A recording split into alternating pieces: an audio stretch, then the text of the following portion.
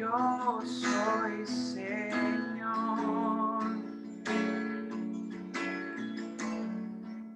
Mi vida pongo en tus manos. Mi vida pongo en tus manos. Dios de gracia, vengo en humildad. En tu presencia quiero estar. Clamé, me oíste.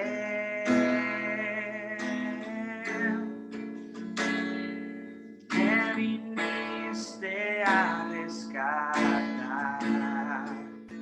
Contigo quiero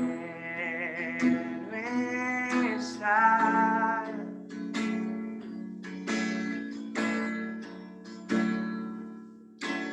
Vengo ante ti postrado, con todo mi ser te quiero ver. Tuyo soy, Señor.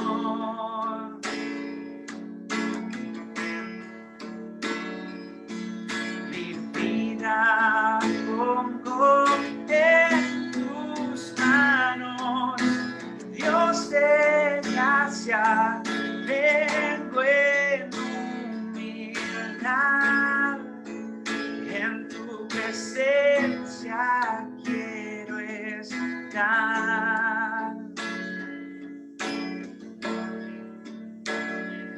Clamé, me oíste.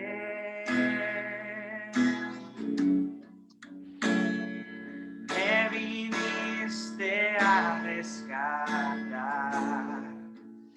Contigo quiero estar. Contigo quiero estar. Clamé, me oíste.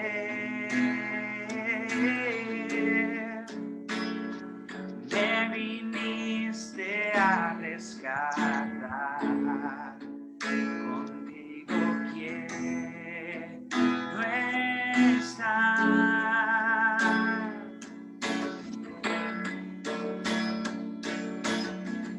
Con mi fe te exaltaré, con mi amor te exaltaré, con mi ser, dile, te exaltaré. Otra vez, con mi fe te exaltaré. El cargador, porque voy a tener que ponerle el cargador porque me queda poca carga. Ya habíamos empezado a empezar a mover. Te exaltaré.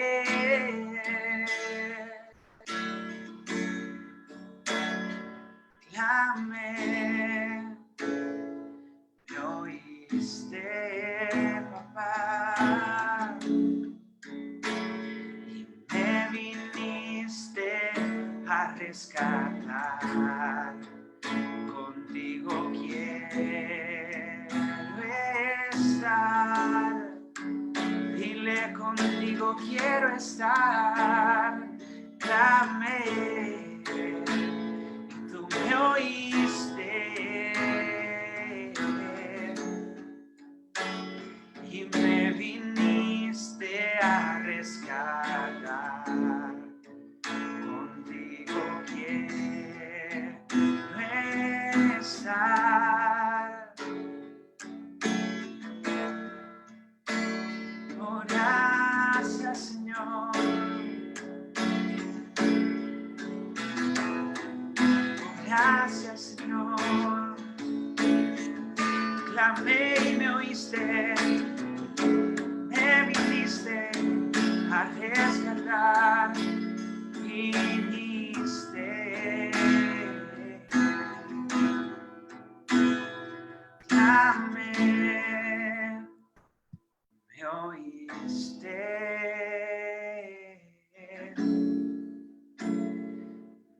viniste a rescatar.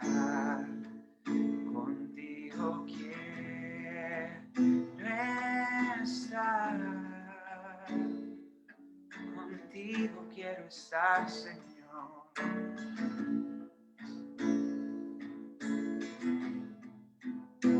Contigo quiero estar.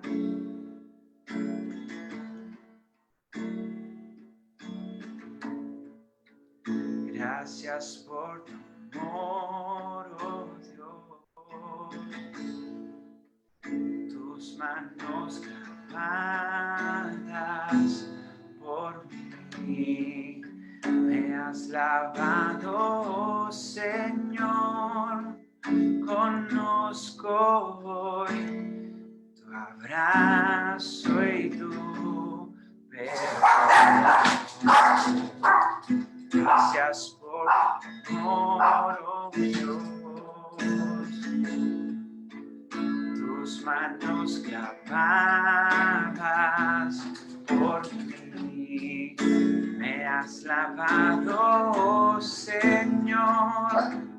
Conozco hoy tu abrazo y perdón. Divino es el Señor, en su trono está. Hoy te coronamos, Rey, y reinas con poder. Altísimo Señor, Jesús, Hijo de Dios, el amado del cielo en la cruz murió. Divino es el Señor, divino es el Señor, divino es el Señor.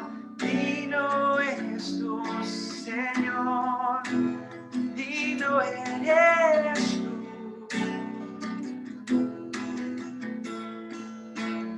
Digno eres tú.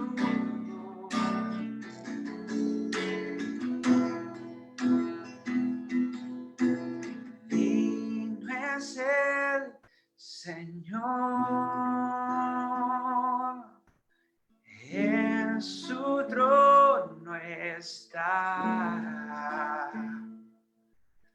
Hoy te coronamos, Rey, y reinas con poder. Altísimo Señor, Jesús, Hijo de Dios,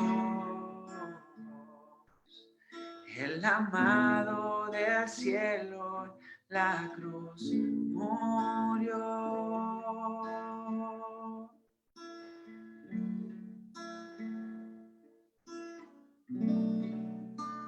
Digno es el Señor,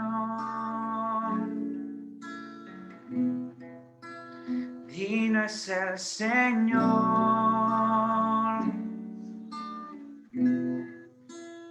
digno es el Señor, digno, digno, digno, digno, digno eres tú. Oh, oh, digno eres tú.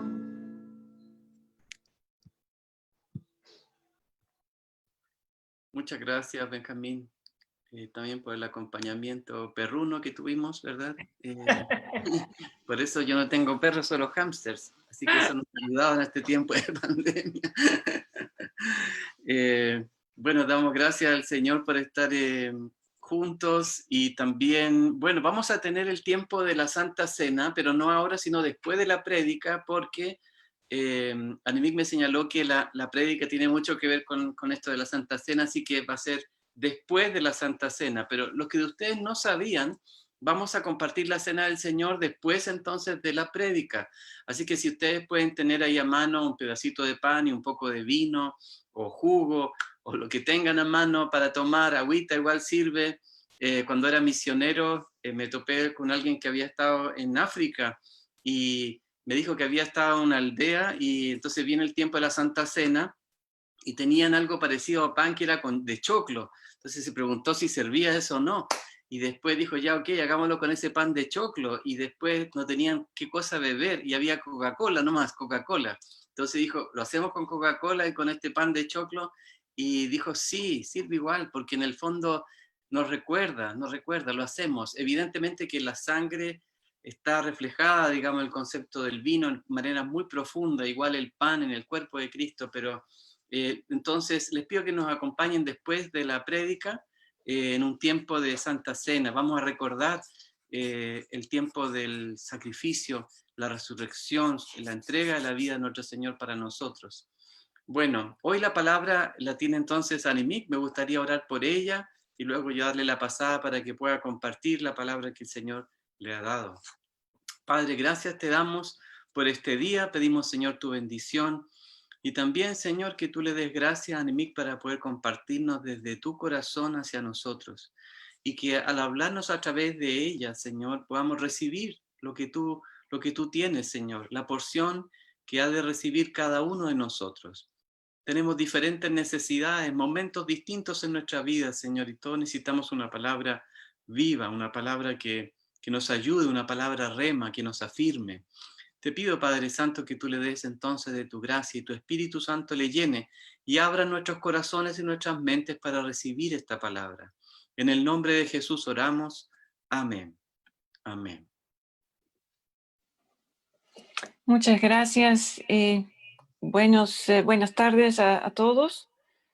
Yo sí escucho el eco muy fuerte atrás, ¿sí?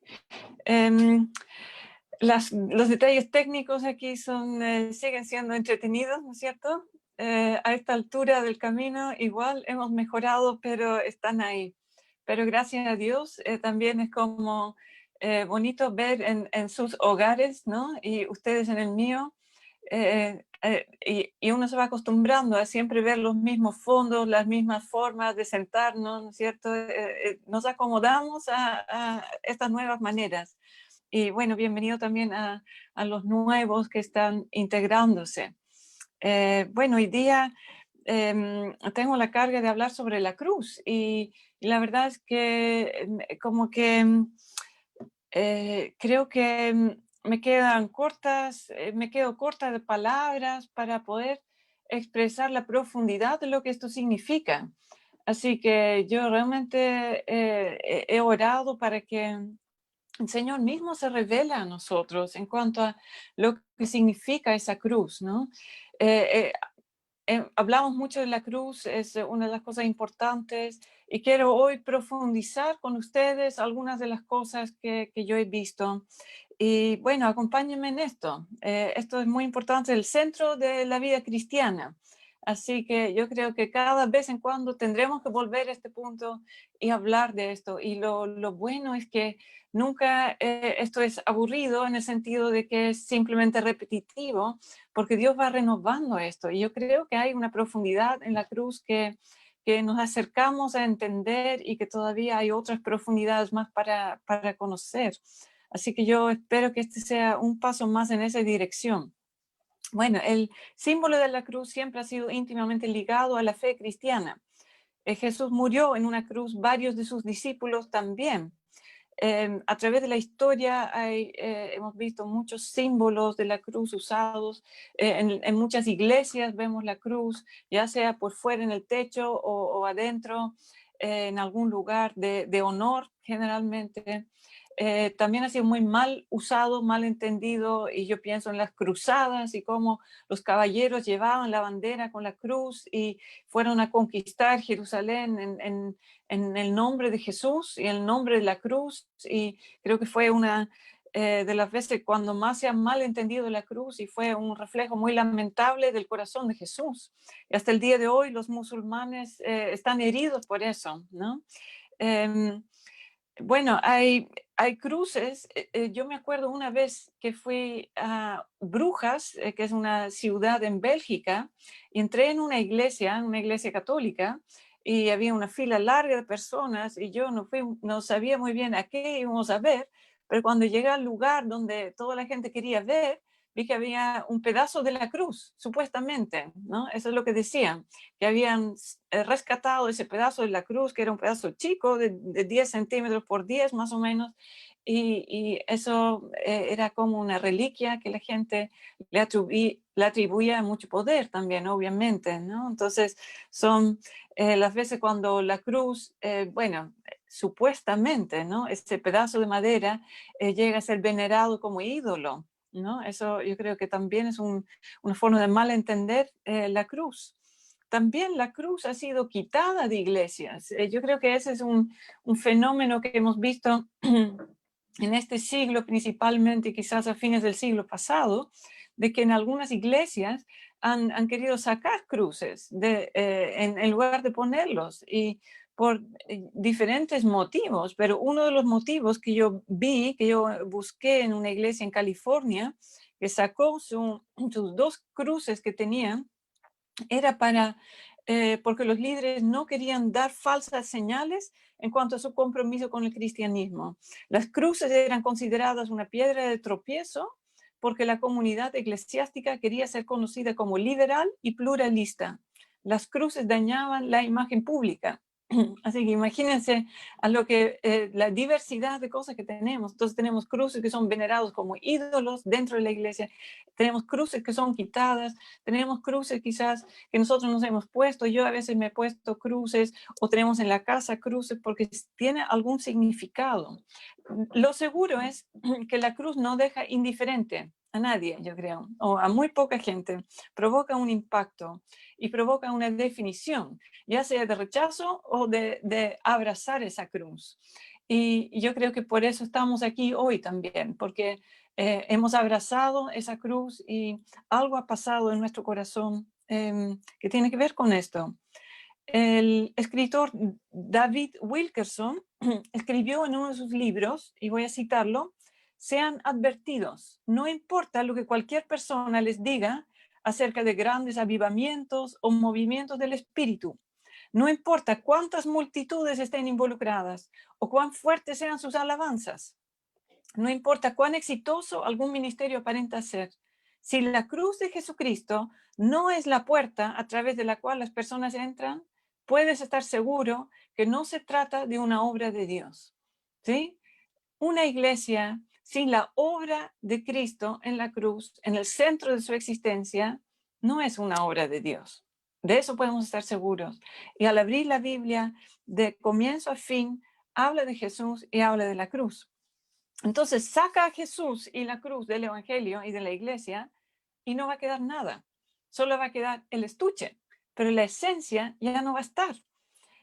Pablo lo dice también, y lo vamos a leer en su más completo. Dice: cuando fui a vosotros, hermanos, proclamándoos el testimonio de Dios, no fui con superioridad de palabra o de sabiduría, pues nada me propuse en saber entre vosotros, excepto a Jesucristo y este crucificado. Ese era todo el mensaje de Pablo. Y cuando leemos las epístolas que Pablo escribió, vemos una y otra vez que el centro de toda su teología y de todas sus cartas es Jesús y este crucificado. Pero nosotros, en otro versículo dice, predicamos a Cristo crucificado. Ese es el contenido de nuestro mensaje. Y yo creo que eso ya es algo para reflexionar. Cuando evangelizamos, cuando hablamos, cuando queremos compartir lo que Dios es para nosotros, ¿está la cruz y está Cristo presente en esas conversaciones? Porque si no, quizás tendremos que revisar el contenido de nuestra predicación. el contenido de Pablo era Jesucristo y este crucificado. Quiero que me acompañen a leer 1 Corintios 1, del 18 al 24. Y lo voy a leer en la traducción del lenguaje actual, porque acerca un poco el texto, pero ustedes lo pueden leer en la versión que tienen en su casa. Y aquí habla de la locura de la cruz. En varias de sus traducciones van a encontrar esa palabra. La locura, la necedad también, y en la versión que yo les voy a leer habla de tontería, que es una palabra fuerte, pero está en esta versión de la Biblia y son las diferentes traducciones de la palabra griega que es usada y que realmente significa eso, como algo que no tiene sentido, ¿no? Entonces voy a leerlo del 18 al 25 en realidad. Dice, hay quienes piensan que hablar de la muerte de Cristo en la cruz es una tontería, pero los que así piensan no se salvarán, pues viven haciendo el mal. Sin embargo, para los que sí van a salvarse, es decir, para nosotros, ese mensaje tiene el poder de Dios. En la Biblia, Dios dice, dejaré confundidos a los que creen que saben mucho. Dios ha demostrado que la gente de este mundo es tonta, pues cree saberlo todo. En realidad, no hay tal cosa como sabios o expertos en la Biblia o gente que cree tener todas las respuestas. Dios es tan sabio que no permitió que la gente de este mundo lo conociera mediante el conocimiento humano. En lugar de eso, decidió salvar a los que creyeran en el mensaje que anunciamos, aun cuando este mensaje parezca una tontería. Para creer en el mensaje que anunciamos, los judíos quieren ver milagros y los griegos quieren oír un mensaje que suene razonable e inteligente. Pero nosotros anunciamos que Jesús es el Mesías y que murió en la cruz. Para la mayoría de los judíos esto es un insulto y para los que no son judíos es una tontería. En cambio, para los que fueron elegidos por Dios, sean judíos o no, Dios ha manifestado su poder y su sabiduría en la muerte del Mesías que Él envió. Así que lo que parece una tontería de Dios es mucho más sabio que la sabiduría de este mundo. Podría pensarse que Dios es débil, pero en realidad es más fuerte que cualquiera. Hasta ahí leemos la Biblia. Y bueno, este mensaje a mí me ha tenido intrigada por muchos años, de la necedad o la tontería de la cruz, ¿no? Que es piedra de tropiezo para los judíos, necedad para los griegos. Y uno dice, bueno, ¿qué pasa con esto de la cruz? En primer lugar, quiero destacar que en la mente de Dios, la cruz fue absolutamente necesaria. No hubo manera de no tenerlo. En Hechos 4 habla de esto, 4, 27 y 28, y dice, porque verdaderamente, esto es en el sermón de Pedro, verdaderamente se unieron en esta ciudad contra tu santo Hijo Jesús, a quien ungiste, Herodes y Poncio Pilato, con los gentiles y el pueblo de Israel. Entonces todos ellos se juntaron, dice este versículo, en Jerusalén para hacer cuanto tu mano, Dios, y tu consejo habían antes determinado que sucediera. Entonces, Jesús fue muerto en la cruz porque Dios lo decidió así desde antes de los tiempos. Así fue determinado por él. Entonces, no fue ni Pilato, no fue ni Herodes, no fueron los fariseos, no fueron ni el pueblo de Israel que lograron crucificar a Jesús. Fue el consejo y el decreto del Padre que dijo, esto tiene que suceder. Y Jesús lo afirma en Juan 10, cuando él dice, por eso el Padre me ama, porque yo doy mi vida para tomarla de nuevo. Él dice, yo voy a la cruz porque yo doy mi vida, yo la entrego. Nadie me la quita, dice, sino que yo la doy de mi propia voluntad. Yo tengo autoridad para darla y tengo autoridad para tomarla de nuevo. Es decir, Jesús no fue víctima de nadie, ni de las personas, ni de las circunstancias. La cruz está marcando nuestra historia hasta el día de hoy porque Dios lo determinó así. Fue necesario que Cristo padeciera y resucitara al tercer día. fue un cumplimiento de lo que Dios decretó y de lo que en el Antiguo Testamento fue predicho, y así tal cual como fue dicho, Dios lo cumplió. Pero esa cruz no fue comprendida, fue rechazada. Y fue como dice en Juan 1, ¿no? Que Jesús vino a los suyos y los suyos no lo reconocieron y lo rechazaron. Y la obra de la cruz es central a ese rechazo. ¿Por qué? Porque en primer lugar, la crucifixión era el peor castigo que había en ese tiempo. Era común entre varios de los pueblos del tiempo bíblico, y los griegos lo habían hecho primero. Cuando llegaron los romanos, ellos tomaron esa costumbre griega y lo tomaron como un castigo político y militar para usar para esclavos que habían ofendido, para criminales violentos y rebeldes peligrosos. Era inimaginable que un ciudadano romano pudiera ser crucificado. Eso no se podía, era solamente como para los peores de la sociedad. Acuérdense que los ciudadanos romanos tenían un estatus especial, ¿no? Y los esclavos eran como casi no existentes, los criminales y las mujeres y varios otros grupos. Entonces, este era uno de los medios de tortura más horribles que ha existido.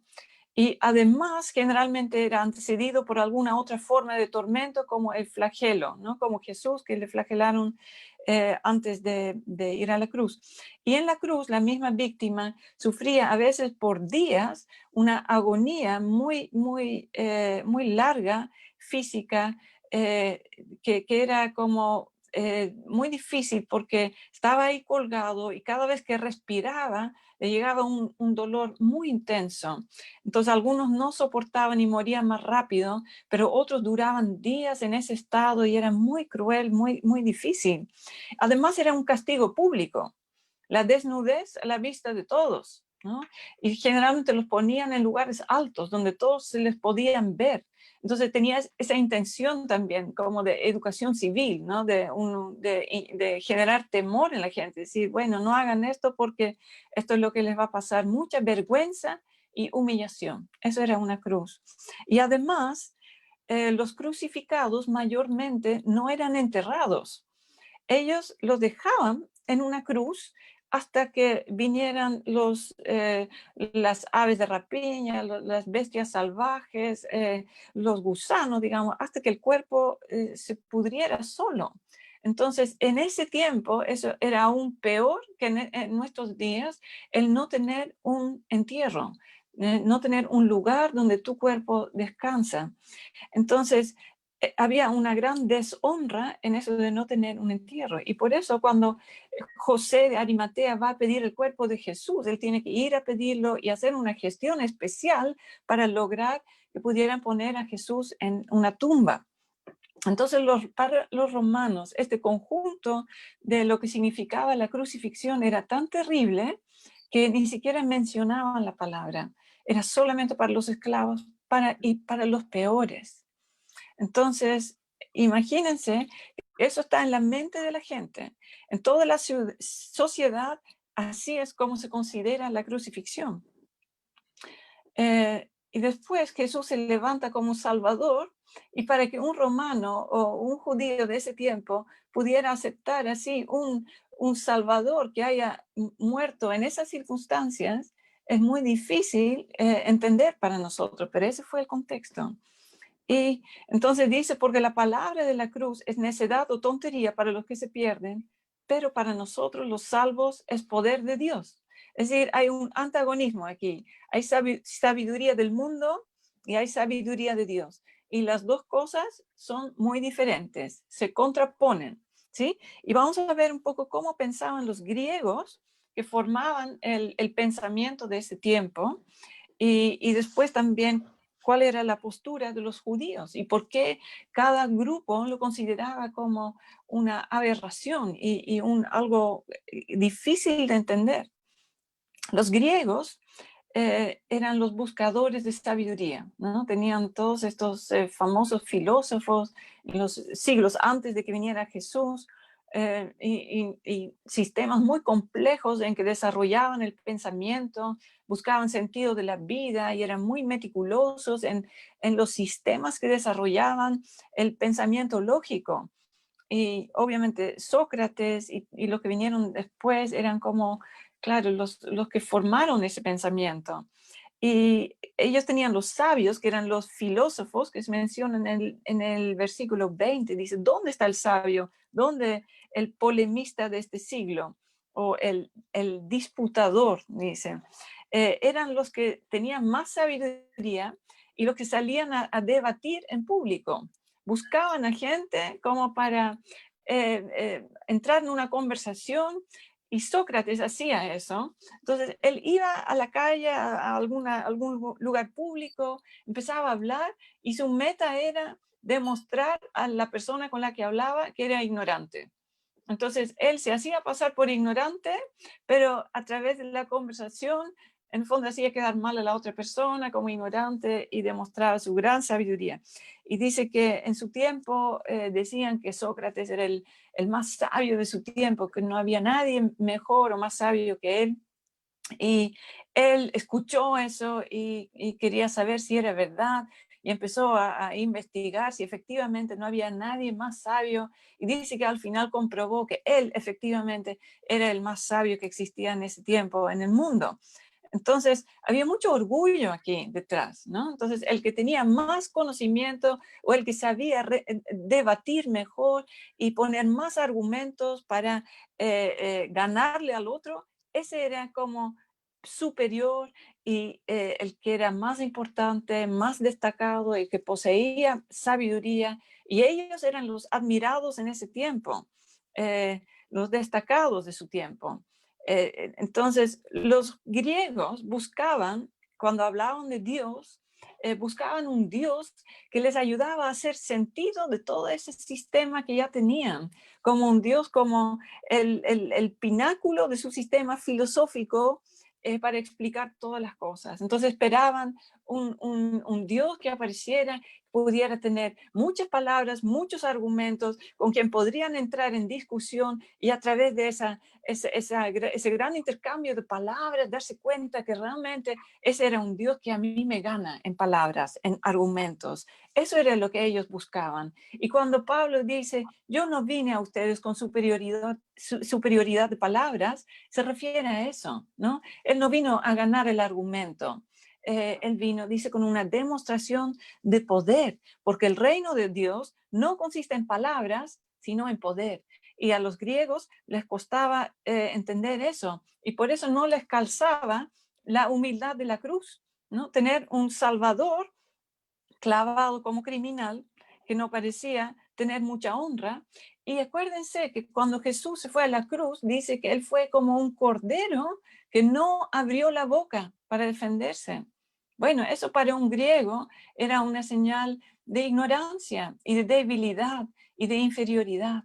Y dice de Jesús que él no abrió su boca, porque él sabía que así no se ganaba el argumento, no se trataba de eso. No sé para ustedes, pero ¿por qué ustedes se acercaron al Señor? ¿Qué es lo que conquistó su corazón?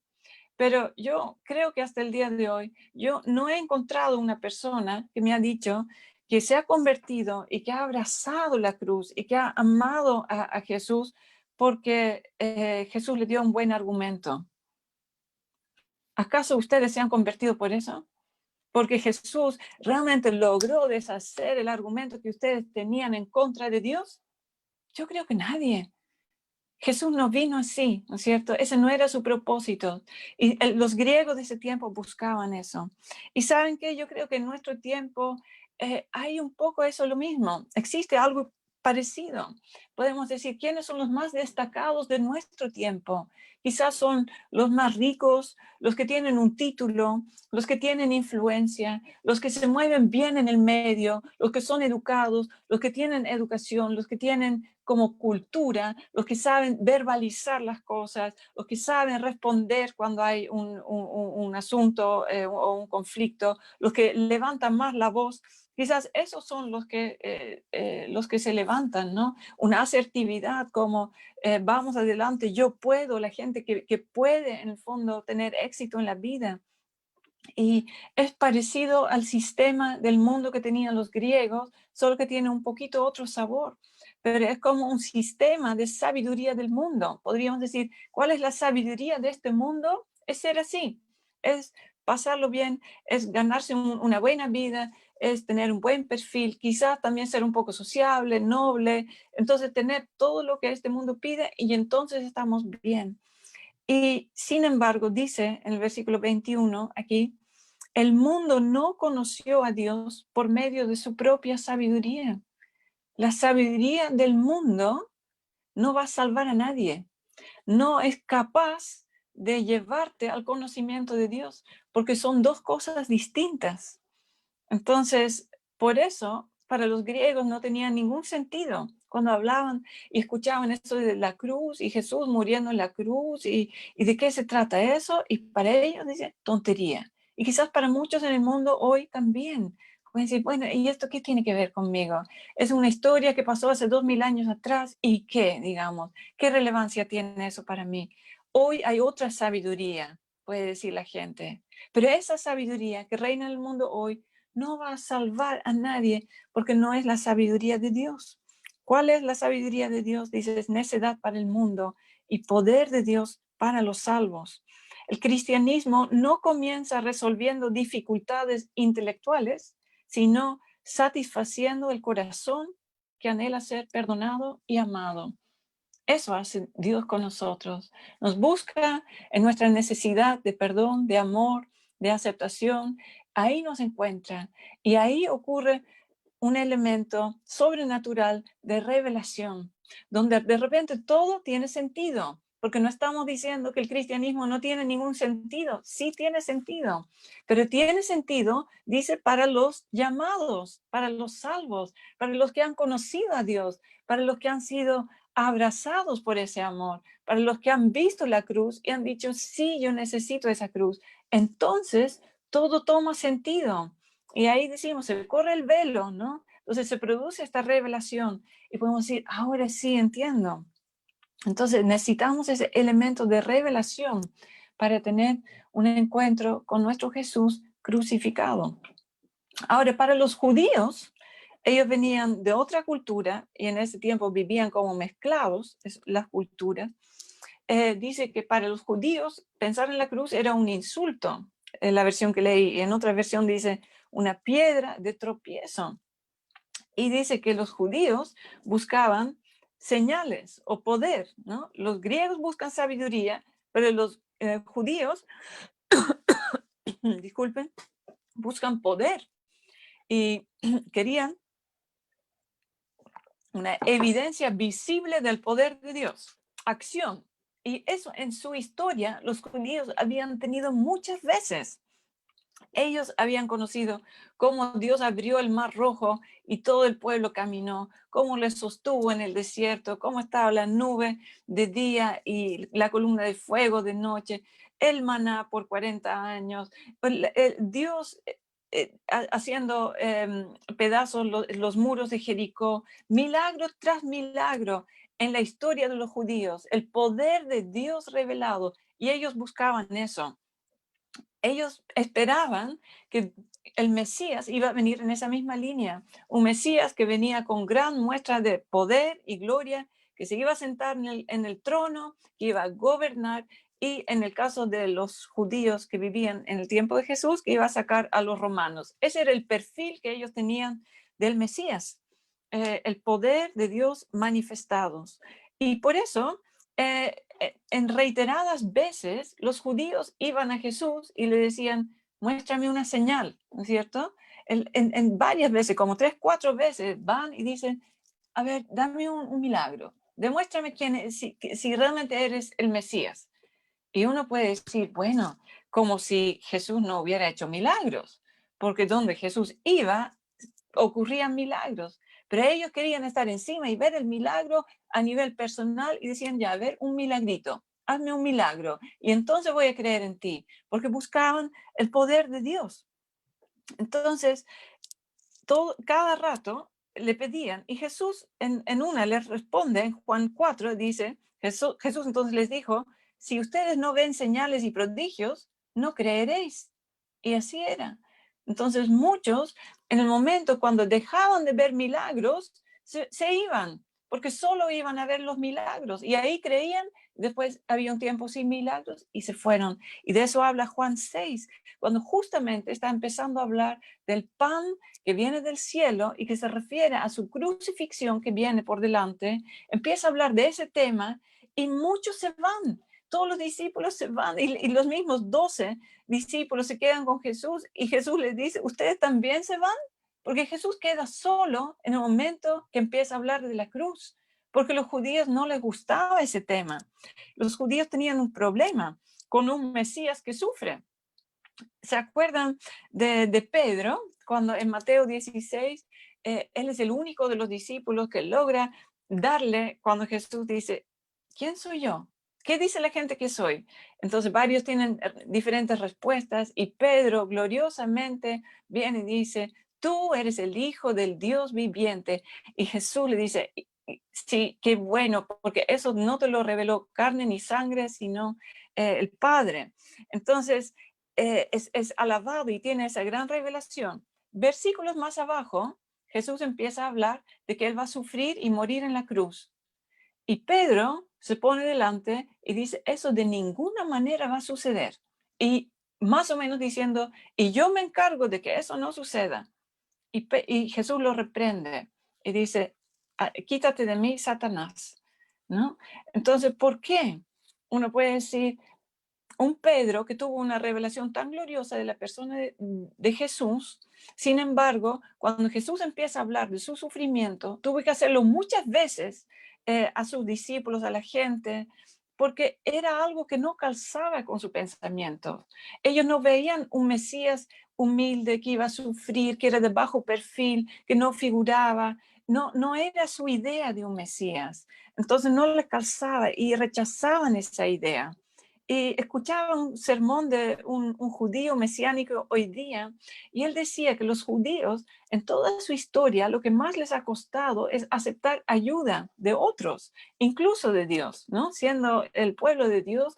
¿Por qué? Porque ellos están acostumbrados a siempre estar haciendo obras y ganarse las cosas de Dios por sus obras. Entonces, si ellos no pueden hacerlo por sus obras, por los mandamientos que han recibido incluso de Dios, entonces no lo pueden aceptar. Y la cruz es un mensaje contrario, porque en la cruz yo no aporto nada, nadie aporta nada. Es simplemente Jesús diciendo, yo hago esto por ti.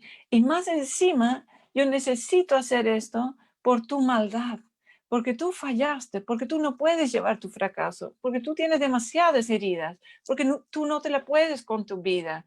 Tú terminaste con tus propios recursos. Por eso yo tuve que entrar en escena y hacer esto por ti. Y para los judíos es muy difícil enfrentarse a algo que ellos no son capaces de solucionar por su propia cuenta. Y quizás también ahí podemos identificarnos y decir, bueno, a veces también nos cuesta, a veces preferimos hacer las cosas en nuestra propia fuerza, ¿no? Y estamos acostumbrados a esa mentalidad de tú puedes, sigue adelante, supérate, ¿no? Tú en tus fuerzas, ¿no? Ese poder que tú tienes dentro de ti. Eso es un discurso también que escuchamos mucho y que incluso en la iglesia podemos tener. Pero la cruz destroza todo ese discurso y dice, no, tú no sabes nada, tú no puedes nada, tú no aportas nada, tú no ofreces nada, solamente recibes. Y eso rompe nuestros esquemas y nos coloca en un lugar de quebranto y de necesidad y decir, sí, Señor, yo te necesito a ti. Y saben que el hecho de que Jesús sufriera en la cruz y que fuera quebrantado por nosotros, produce una identificación total con nuestro sufrimiento humano. Porque si Jesús hubiera venido como ese Mesías glorioso, hubiera derrocado a los romanos, sentado en su trono y empezado a gobernar a Israel en ese tiempo, ¿qué pasa cuando tú y yo sufrimos? Y decimos, Señor, ¿y ahora dónde estás tú? En mi soledad, en mi dolor, yo no entiendo lo que está pasando. ¿Y dónde estás tú? Y ese Mesías glorioso que vino a vencer nomás, no se produce la misma identificación. Mientras que este Jesús que nosotros hemos crucificado y que hemos conocido, y el Jesús crucificado que predicamos, ese Jesús es capaz de decir, yo entiendo dónde estás tú, yo sé lo que estás viviendo, yo conozco la palabra dolor, más que nadie, más que todos nosotros, Él conoce, Él ha estado ahí. Entonces, ¿cuántas veces nos hemos dicho, Señor, ¿dónde estabas tú? Y ¿saben qué? Él está ahí, porque Él conoce los peores lugares de dolor que han existido en la vida. Él estuvo ahí. Él está presente en nuestro peor momento. Y por eso Él es el único que puede ser nuestro Salvador. Entonces, hay otra cita aquí que tengo de John Newton, que escribió el famoso himno de Sublime Gracia, ¿no? Él tiene una frase que yo anoté hace tiempo atrás que me encanta. Dice, Dios obra poderosamente. Él es absolutamente poderoso y es el todopoderoso de este mundo. Él obra poderosamente. Dice, pero mayormente Él obra gentilmente y gradualmente. Ese es el estilo de Dios. A veces hace grandes milagros y yo creo que todos hemos visto algo de eso. Pero en nuestra vida diaria muchas veces Él obra, pero desde el silencio, en la gentileza, en las sutilezas, en las cosas pequeñas que pasan en nuestro corazón, gradualmente.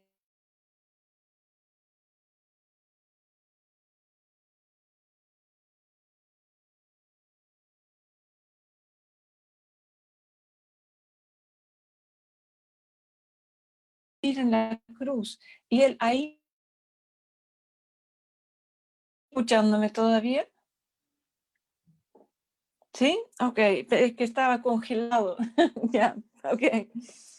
Entonces, hemos visto que la cruz fue necesaria, ¿sí? La cruz fue rechazada por ser el castigo en sí muy cruel por los griegos, por los judíos, pero ahora el tercer punto que vamos a ver es que la cruz es poder y sabiduría de Dios para los llamados. ¿Por qué? En la cruz los griegos sí recibieron una respuesta altamente sabia y los judíos sí recibieron una muestra increíble del poder de Dios en la resurrección. Pero si no creen en el Evangelio, no hay manera de persuadir a un griego ni de convencer a un judío. Es decir, esto es por revelación. Dios no pudo haber dado una respuesta más sabia o más poderosa que la cruz para nuestra realidad, tanto en ese tiempo como para nosotros hoy. ¿Por qué entonces la cruz es sabiduría y poder? Eso me gustaría descubrir junto con ustedes. Yo creo que aquí viene la parte como que llega a nuestro corazón. Podemos decir, bueno, la cruz, ¿qué significa para mí? ¿Significa poder? ¿Significa sabiduría? ¿O significa algo? Yo he anotado algunos puntos que para mí son los más destacados quizás o los que más me vinieron a la mente hablando de este punto. ¿Por qué la cruz en mi vida es poder y sabiduría de Dios? Y me gustaría invitarlos a pensar de esa misma forma en sus vidas. Piensen en qué la cruz es poder para ustedes. ¿La cruz ha hecho alguna diferencia en sus vidas? ¿Sería igual tu vida sin la cruz? Entonces yo voy a dar algunos de mis pensamientos y quizás ustedes tienen otros, pero vamos a descubrir dónde está ese poder y sabiduría de Dios en la cruz. La cruz, en primer lugar, es el lugar de mi salvación. Mi destino eterno fue cambiado instantáneamente. Somos hechos para el cielo. Somos hechos para el cielo. Yo creo que en cada uno hay un anhelo por el cielo, que Dios ha puesto ahí, un anhelo por Él, un anhelo por su presencia, que no puede ser llenado por nada más.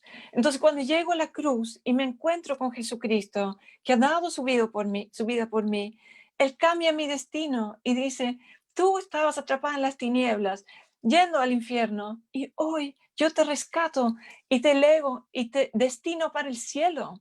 Entonces, la cruz es muy poderosa porque es el lugar de mi salvación. Todo fue hecho nuevo.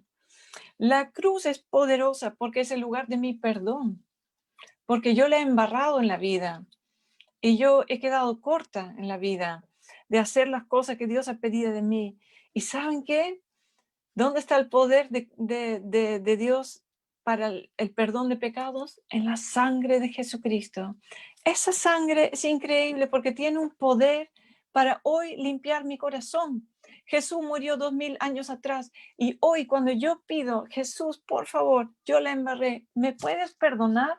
Efectivamente, esa sangre viene a limpiar mi corazón y me deja diferente de adentro. Esto es una realidad, esto no es un cuento.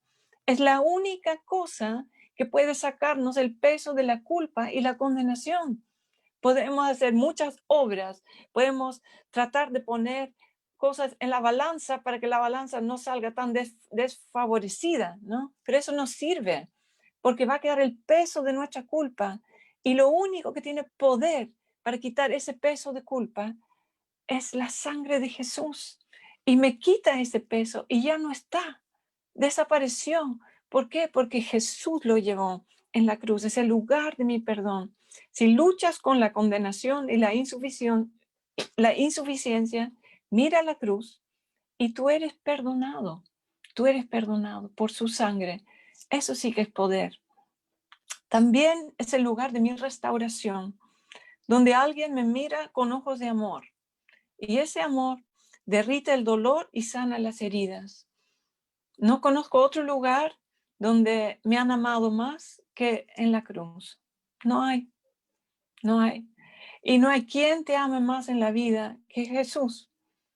Y cuando Él derrama esa gracia sobre ti, hasta ahí llegan las heridas, hasta ahí llega el dolor, hasta ahí llegan las luchas, porque su amor viene a cambiar eso.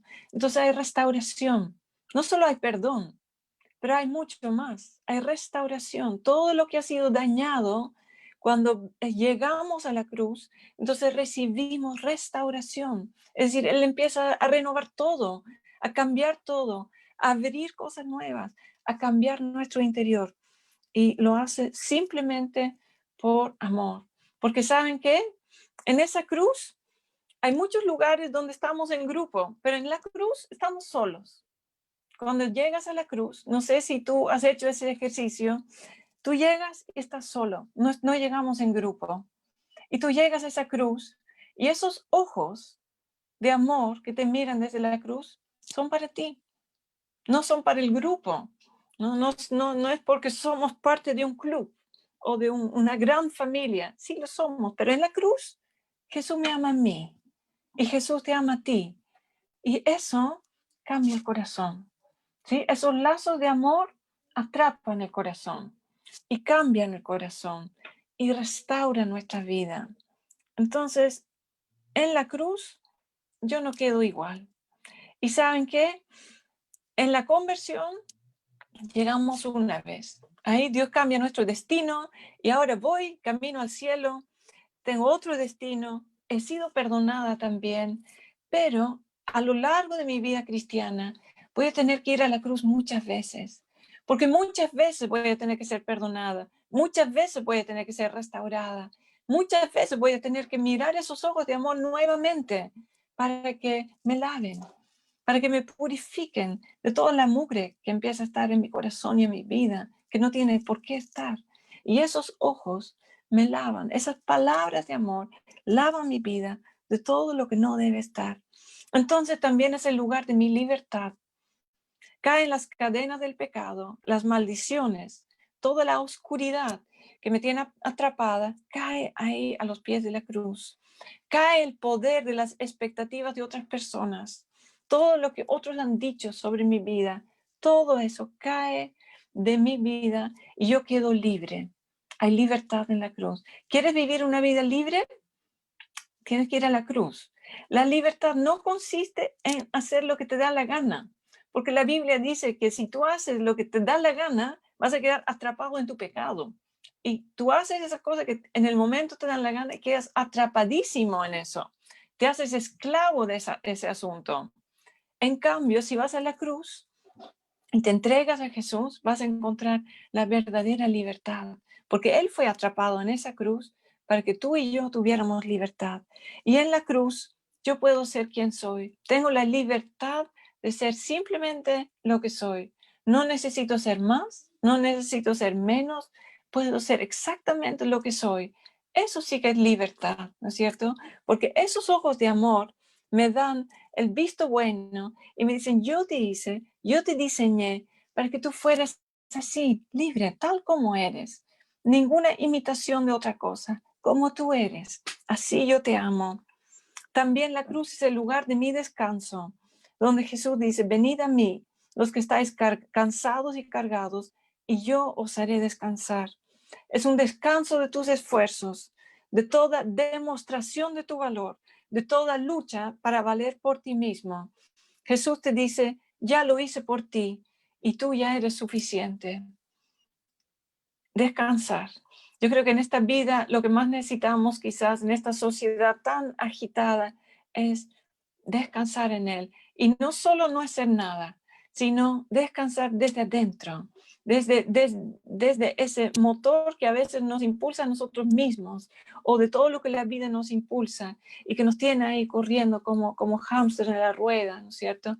Y Dios dice, no, eso no es lo que yo quería para ti.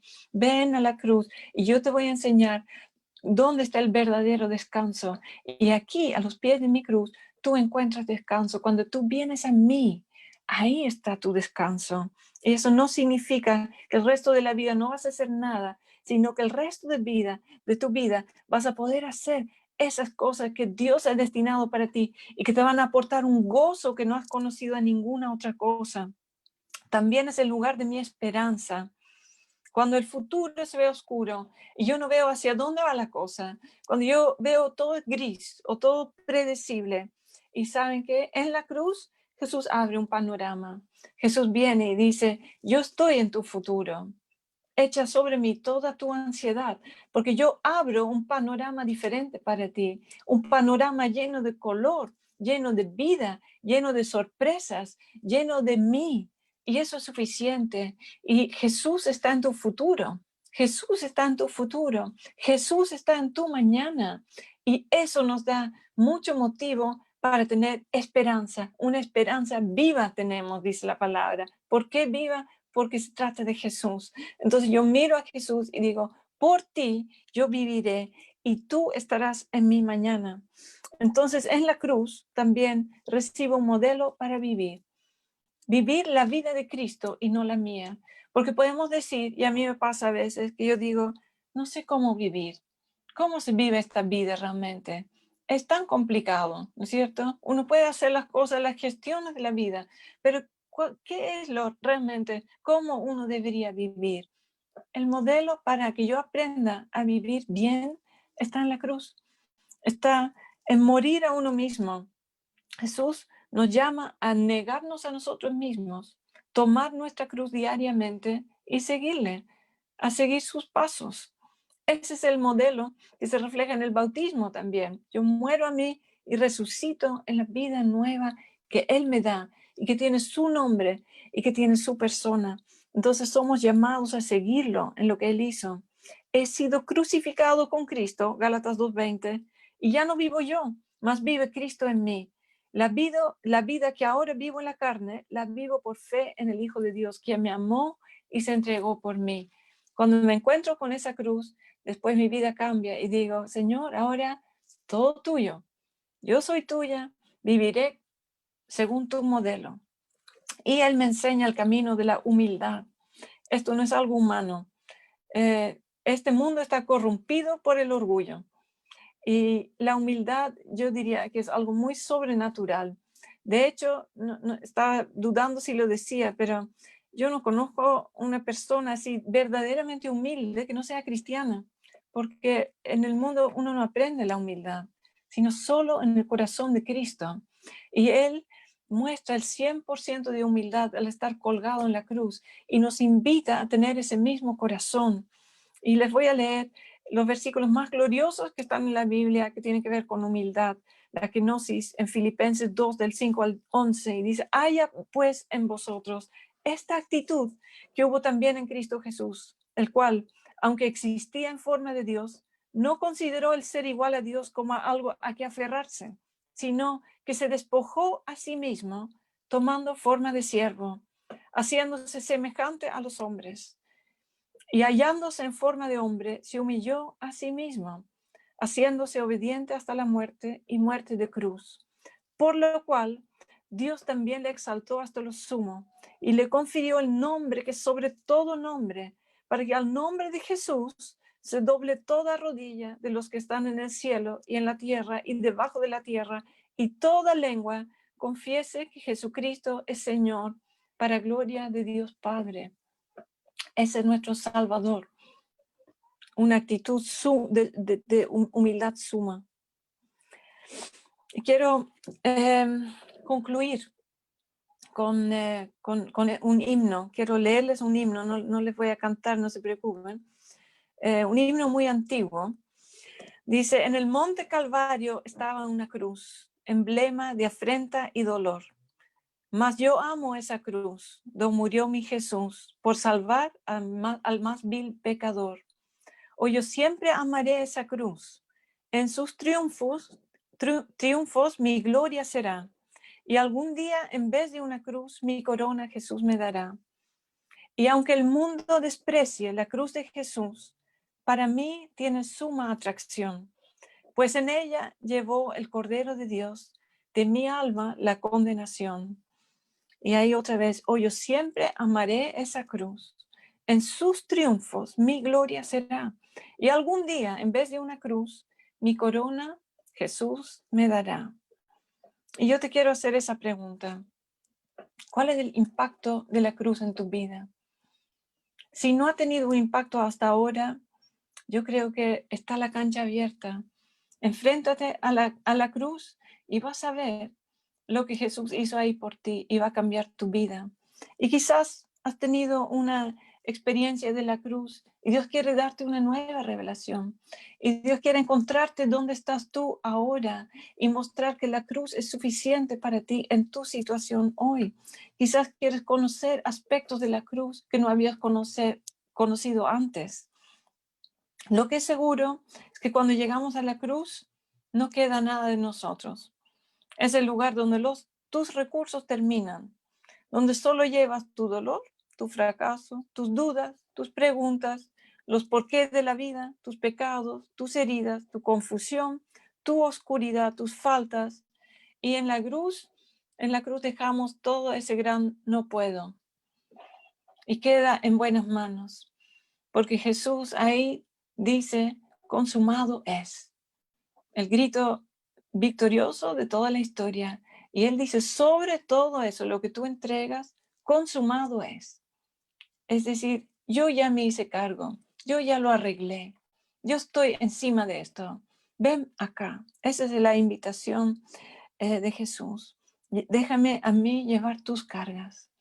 Y yo quiero orar hoy día junto con ustedes y invitarles que puedan derramar su corazón frente a Jesús y quizás hacerlo después cuando termine el culto o hacerlo en la Santa Cena que ahora vamos a tener y pensar y decir: Jesús, aquí está la cruz, yo quiero enfrentarme a la cruz solo o sola y estar ahí, Señor, para que tú me muestres qué es lo que quieres hacer por mí, qué es lo que hiciste por mí y que realmente tome esa relevancia en mi corazón hoy, esa bendita cruz.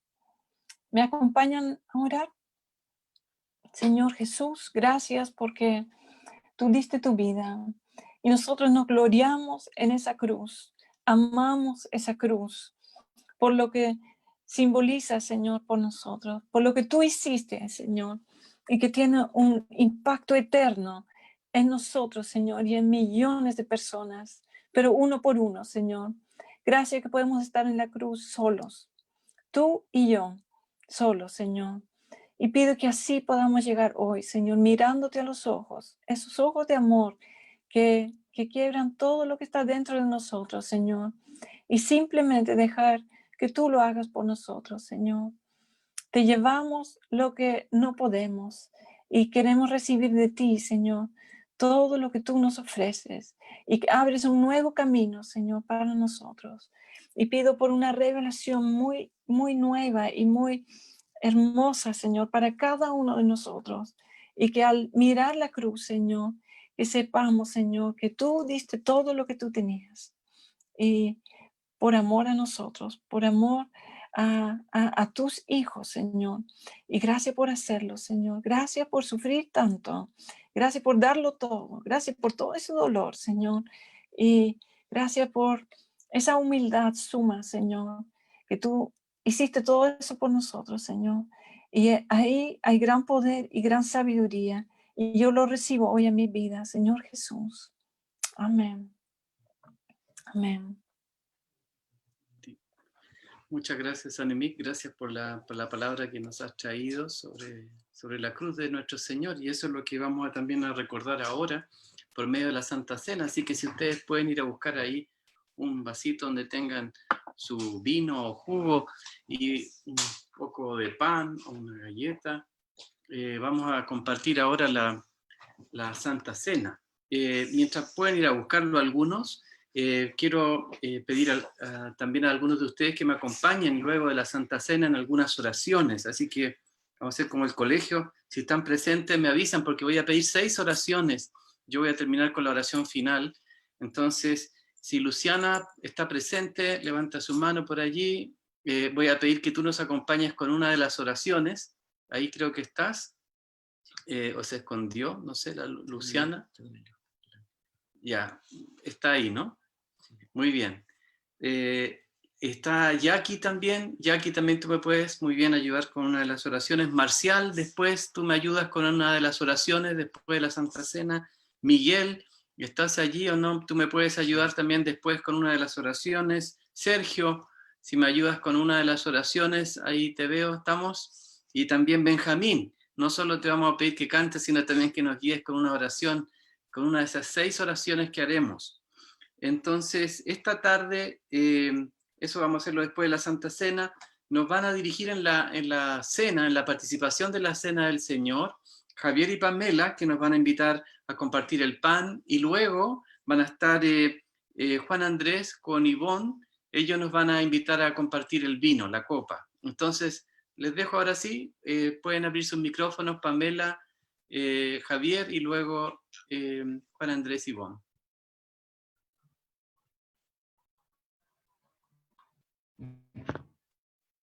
¿Qué tal? ¿Cómo están? Buenas tardes. A nosotros nos toca compartir parte de la Santa Cena y yo quiero comentar algo respecto a lo que recién partió diciendo Waldo, respecto de Tomás. Tomás no estaba presente cuando Jesús se presentó a los discípulos y él era uno de los discípulos que estaba siempre con Jesús. Entonces, imaginémonos nosotros que estamos 2000 años después, cuán benditos somos en creer en este Jesús que resucitó. Recién Waldo, a mí me da susto cuando Waldo dice, oye, vamos a cambiar la Santa Cena, la vamos a hacer después porque Annemiek va a hablar de lo mismo. Y efectivamente, el Señor sabe hacer tan bien las cosas. Y por ejemplo, estaba el tema de cuán importante es la cruz para nosotros y cuán importante es Jesús para el resto, no solamente para nosotros, para el resto de la gente, porque si Jesús no hubiese nacido, hoy día es 13 de septiembre del 2020. Si Jesús no hubiese nacido, no sé qué fecha sería, porque no sé cómo estaría el calendario. Tendríamos el calendario chino, el calendario maya o no sé qué. ¿Ya? Entonces es realmente importante el nacimiento de Jesucristo, la cruz y también lo que Cristo nos enseña y lo que nos dice que nosotros debemos hacer y deja instaurar la Santa Cena para que nosotros creamos y también sepamos que tanto el cuerpo de Cristo como la sangre de Cristo tiene algún significado. Yo les voy a leer que Annemiek ya mencionó Juan 6, del 48 al 51, y dice, yo soy el pan de vida, vuestros padres comieron el maná en el desierto y murieron. Este es el pan que desciende del cielo para que el que en él come no muera. Yo soy el pan vivo que descendió del cielo. Si alguno comiere de este pan, vivirá para siempre, y el pan que yo daré es mi carne, la cual yo daré por la vida del mundo. Los queremos invitar a todos, sabiendo que este simbolismo, con lo más parecido que tengamos, El pan representa el cuerpo de Cristo. Así que lo invitamos a tomar el pan y a comerlo, en el nombre de Jesús.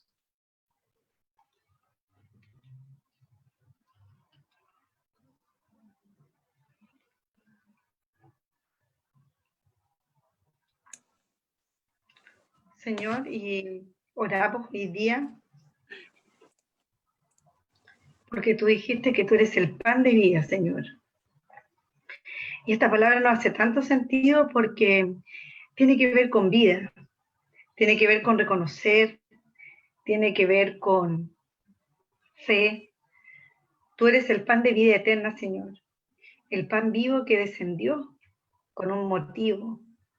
Nosotros comemos este pan y también tu pueblo comió el pan, el maná en el desierto, pero lo que tú hiciste en la cruz, Señor, a nosotros nos refleja sentido de vida, nos refleja esa eternidad, esa libertad. El que hoy día estemos comiendo y conmemorando esto, Señor, recordando, Señor, lo que tú dejaste, tiene que ver con la fe de creer en ti. Por eso oramos por un nuevo significado, porque hoy día tú te reveles realmente en este tiempo qué significado tiene el pan. Vida eterna, tiene salvación, tiene tanto sentido en nuestras vidas, pero hoy, Señor, revélate Cristo en nuestras vidas con este pan de vida. En tu nombre, Señor, oramos. Amén. Amén. Jesús es la vid verdadera. Juan, en versículo 15, versículos 1 al 5, dice Jesús: yo soy la vid verdadera, y mi Padre es el que la cultiva. Si una de mis ramas no da uvas, la corta, pero si da uvas, la poda y la limpia para que dé más. Ustedes ya están limpios por las palabras que les he dicho. Sigan unidos a mí, como yo sigo unido a ustedes. Una rama no puede dar uvas de sí misma, si no está unida a la vid. De igual manera, ustedes no pueden dar fruto si no permanecen unidos a mí. Yo soy la vid y ustedes son las ramas. El que permanece unido a mí y yo unido a él, da mucho fruto, pues sin mí no pueden ustedes hacer nada. Oremos. Gracias, Señor, gracias por tu presencia, gracias por la cruz, esa bendita cruz, Señor, que es el nuevo pacto sellado por la sangre de Jesús. En este nuevo pacto todo tiene que ver contigo, Señor. Tú lo has hecho todo. Ahora sí el pacto no será quebrantado. En este nuevo pacto tu ley está escrita en nuestro corazón. Tenemos un nuevo corazón, una nueva naturaleza y el poder del Espíritu Santo para agradarte.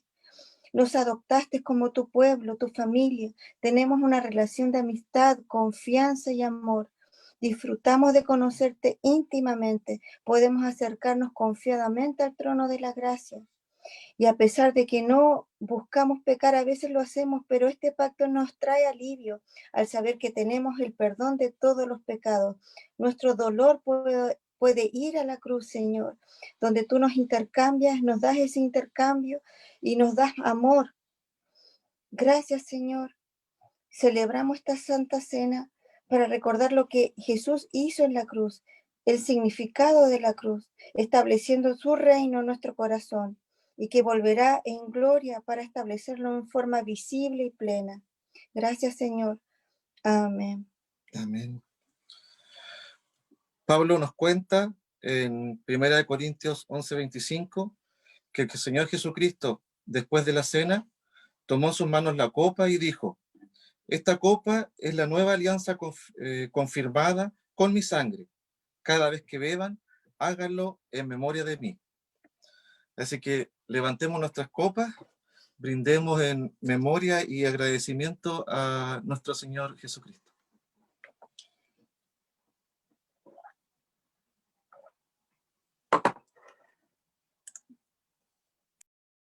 Muchas gracias.